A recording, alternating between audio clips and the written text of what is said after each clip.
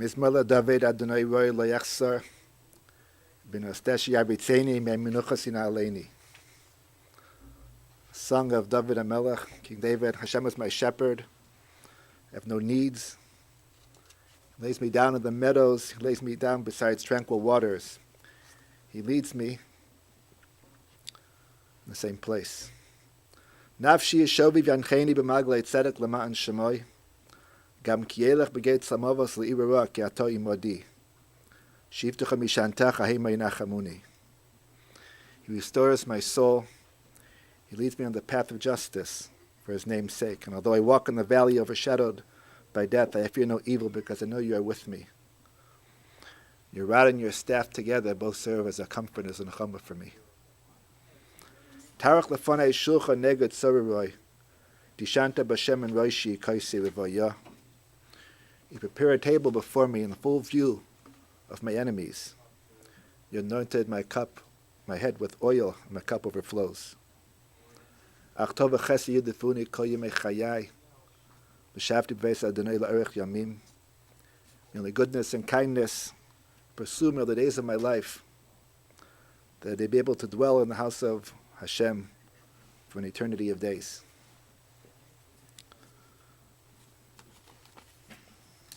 We're here to take final leave of Ms. Raisa Fridman, Rochel Bas Yaakov. I had the opportunity of meeting a few times, although I did not know her very well. The family that she left behind, children, grandchildren, and great-grandchildren, are truly a tribute to all that she accomplished in life. Mrs. Fridman herself was a Holocaust survivor. After the Holocaust, didn't have an easy life after the Holocaust. From the Soviet Union, she married, always a very hard worker, but a person together with that hard work, a sense of responsibility, a sense of generosity and kindness, compassion towards all those around her. Later, as she raised her daughter as a single parent, those are the values that she instilled in her daughter. Although obviously the opportunities did not necessarily present themselves for living a life of Torah. But later on, over the past couple decades, when she came here together with her daughter and their family, the Simchoviches, and lived a life when they lived a life of, not merely a life of Torah of mitzvahs, but of being able to raise their children as B'nai Torah, literally as people representative of a life of commitment, learning Torah and the keeping of mitzvahs, and then having the following generation also, Einiklach or Einiklach, truly a tremendous source of nachas. And she took tremendous pride in that also. Living in their home, in the Simchovich's home, for several years, even in the past few years, couple of years in Menorah Park. Also took, when the family would come to visit, she took tremendous pride in their accomplishments and their kiyum and their fulfillment in Torah mitzvahs.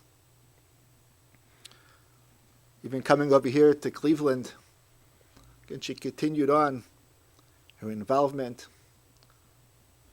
dedicating time, volunteering the Federation, involvement in the Sholem Institution, its organization.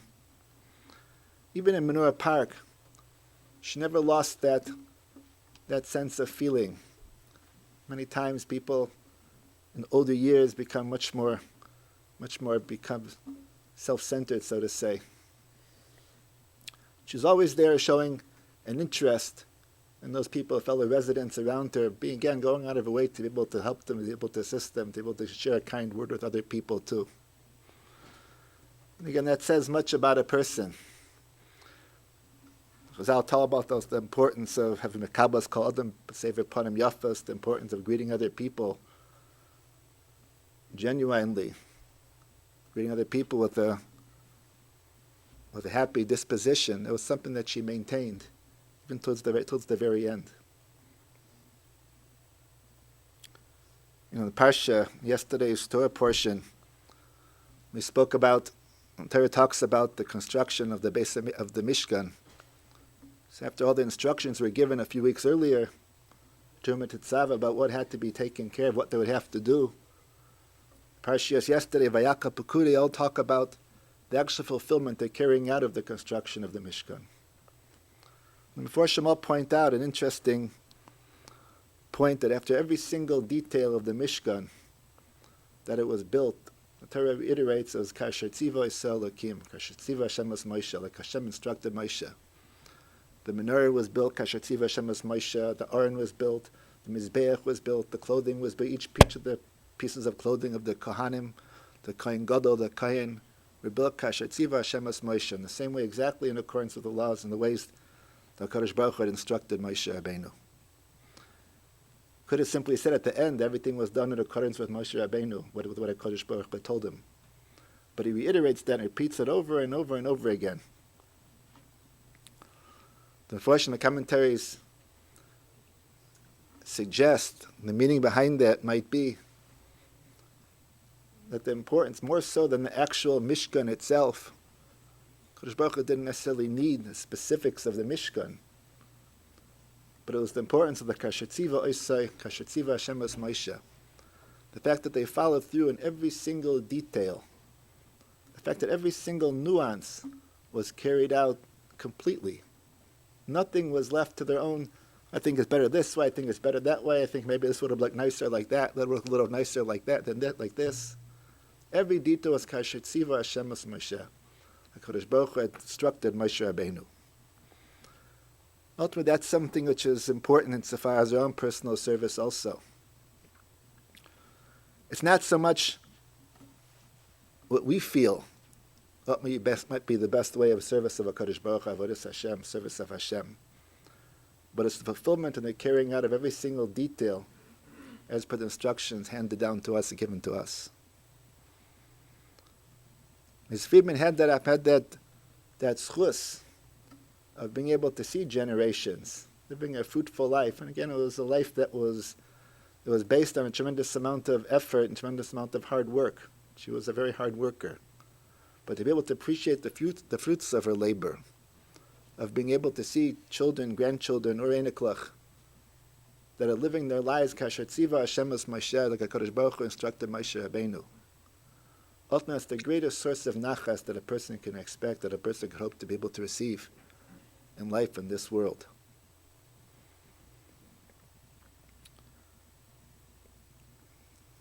Something ultimate nechama, the ultimate sense of nechama, that sense of comfort and consolation to a daughter, to the entire Simchavich family, is that sense of knowing that they made a difference in this person's life.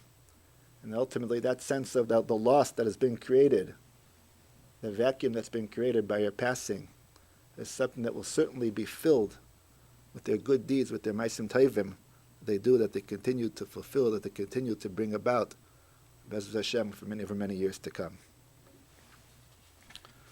Tenishmaser etzur betzura chayim, may your soul be bound in the eternal bond of life. Moch Adonai dima mi'al kapanim HaKadosh Baruch Hu, wipe the tears upon the face of the mourners. I'd like to ask her grandson, Leib, to say a few words.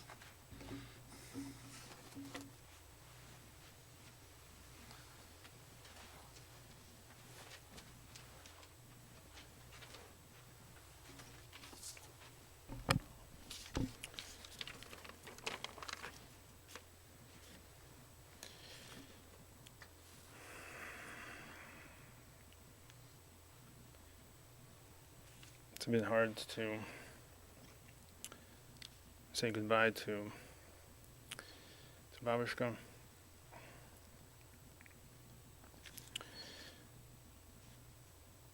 And she, in my life, she played a critical role in raising and educating in showing Derech HaChaim. And the fact that we are here today and where our family is today spiritually, we all owe that to my grandmother, to Babushka. As Rabbi Nisman just mentioned briefly, I'd like to expand a little bit and bring out who was Rachel Bas Yaakov, Babushka Raya. She was born in 1927, even though her passport says differently. She was born in 1920, actually 28, I'm sorry. It was the time when the communist and Soviet rule was taking tremendous root and progress, and the Yiddishkeit was floundering. This coming week's Parsha is Parshas Vayikra. We know the famous Chazal that Moshe Rabbeinu wrote it with a small aleph. And what's the pshat? Because the term of Vayikra is the term of Chiba, terms of HaKadosh Baruch Hu wanted to address Moshe Rabbeinu directly. And it's in contrast to what we know how HaKadosh Baruch Hu addressed Bilam. And that was a derech of Mikra. So that was the Tkufa, my grandmother was born, that was the Tkufa when the Soviet and the communist rule wanted to take the Vayikra and turn it into a Mikra. They wanted to turn all the Yiddishkeit, they wanted to turn all the spirituality in it's just incidental. It's not something that to be, to want, it's not something that, any chashivas to that. But in spite of that, my grandmother was born in a Yiddish shtetl, and she was given some traditional Jewish education. And throughout her life, she clung to that. She had the akshanos, the stubbornness, just whatever little bit that she knew, it was part of her life. And as far as I can remember, she was the source that whatever little bit that we knew then about the Yom Tovim, and throughout my interaction with other Yidden who came from those parts of the world, from that part of the Soviet Union specifically, very few people know about Pesach, know about Purim, they knew about Rosh Hashanah. But my grandmother, that the Yom Tovim were there. She knew about Yom Kippur. Purim was a big Yom Tov. Pesach, I remember that how she really tried hard to get the matzahs. It was a highlight. It was a highlight of the whole year. Everything she was thinking about it. She was talking about it. She was relating about it. I heard the Yiddish in the house. She tried to teach us a little bit of Yiddish. And she really and when the whole entire mishpacha came back to HaKadosh Baruch Hu, she was very supportive, and she took pride in us, in our grandkids, and her grandkids, and her great-grandkids. She wanted to hear what the kids wanted to learn in school. She appreciated all the songs, the retire that they were saying. And of course, she taught me some midos. She had a tremendous kavod habriyos. Like Rabbi Nisman mentioned, she always had a smile on her face whenever she wasn't. She wanted everybody to feel good. And lately in the nursing home, she was meant to make sure that other people at the table, she always make sure that to say hello, say goodbye, smile. All the nurses really enjoyed her company, even though at times she might have not been the easiest patient. But when they saw that smile, everything just evaporated. Whatever the difficulty, so after that smile, I said it was hard to keep a grudge. So now just a little bit, how did we came to this? There's a little anecdote, a little incident. We were once notified that a neighbor had an opportunity to learn in yeshiva and come to America. And they came to say goodbye, to see if we had some letters to send to America. Yeah. I took the news was interested in information. I just let it go. A few months later, we actually went to the cemetery for some occasion. And I remember we went to that, anybody who from that culture remembers that going to the cemetery was an event. Everybody had to be in a certain mood. And all of a sudden I see my grandmother running down towards us. So what was the excitement? She was excitement was that she found out that yeshiva was accepting the kids my age. And she said that was an opportunity for me to go to the yeshiva. So that was it. That was the start. And from then on, we came to the United States. And not only our family was zeichet to come close to HaKadosh Baruch Hu, but all the relatives that were immediate family was zeichet to have a Jewish burial, proper burial. And they were able to have relatives and family who were able to learn from them the neshamas and to say Kaddish. And so thank you, Marishka. Tremendous hakaras tov to where we are. It's Hashem, we will continue going, growing, and steiging. Amen.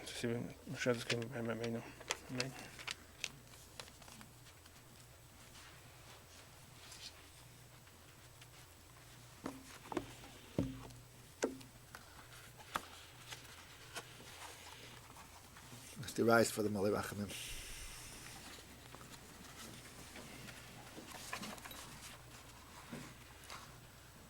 El Malei Rachamim shechein b'amraimim Hamitzei Menuchana Chayna Kanfei Ashchina B'Malois Kedoshim Atarim Kazara Ki Amasirim As Nishmas Isha Rachel Bas Yaakov Shalcha La'olama Bavur Shnavim Tzedakah About Askaras Nishmasa B'Gan Eden Tei Menuchasa L'Chem Balei Rachamim Yastreh B'Seisek and Hafal Lo'ilamim V'Yitzor B'Tzor Chayim Es Nishmasa Adonai Hu Nachalasa B'Salunu Ach HaMishkava B'Shalom V'Nemar Amen.